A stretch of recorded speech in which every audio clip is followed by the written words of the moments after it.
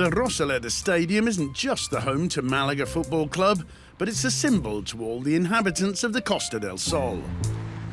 The stadium was officially inaugurated on the 14th of September 1941 with a friendly between Málaga and Sevilla, in a game that saw the home side trying out their new name, having changed it from Club Deportivo Malacitano.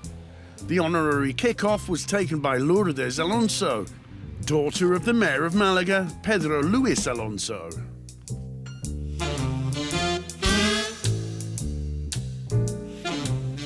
El día que hice el saque de honor la primera vez en la Rosaleda tenía 9 años.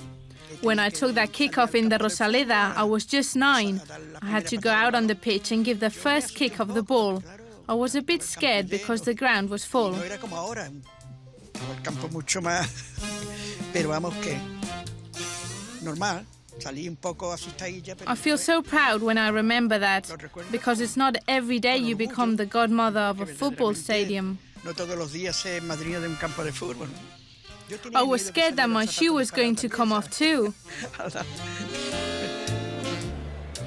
Decades later, Lourdes would repeat her honorary kick-off to celebrate the 70th anniversary of the stadium. Less nervous than on the first occasion, and with less sense of improvisation, the godmother of the Rosaleda relived her historic gesture after 70 years, which had seen many changes in the stadium itself, the most notable of which is the ground's current capacity for 30,044 fans. Bueno, abismal. Una diferencia, claro, aquello era. Such a difference. That was back then. You can see it in the photos now. You used to be able to see the trees behind the stands, but it's beautiful now. 2 or 3 times as many people can fit in. It's so big and superbly looked after.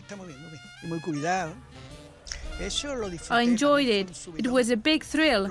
This last time I saw it as it really was. When I was a little girl, I really hadn't. I had a good time. I really enjoyed it. They looked after me so well. Everyone was so polite. So I really enjoyed myself, and I tell everyone how I'm the godmother of the Málaga Stadium. I'm so proud of that. And whenever I go, we seem to win. We also won on the 70th anniversary. I bring them good luck. But Lourdes isn't the only person whose life is linked to the stadium.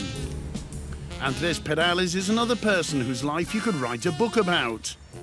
Andrés has been the club driver, he's looked after the installations, cut the grass, worked as doorman and even as club masseuse. For 25 years he's formed friendships with many of the players who've passed through the club. In his old Pegasus Comet, and without going over 80 kilometres an hour, he used to take the team to away games, and the roads were very different from the ones we find today.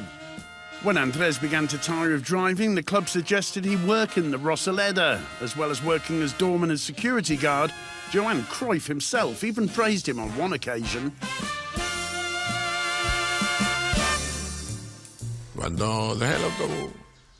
When I left the bus, Johan Cruyff of Barcelona came and asked me about the state of the pitch.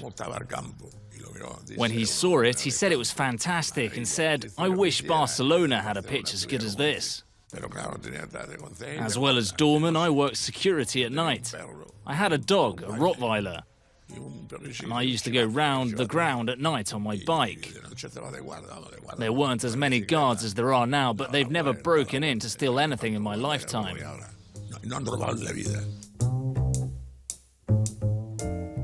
On the 16th of October 2010, the club recognised the hard work done by Andrés, doorman of the Rosaleda for over 4 decades, giving his name to Access Gate 19 at the stadium, which leads to the car park and the training pitches.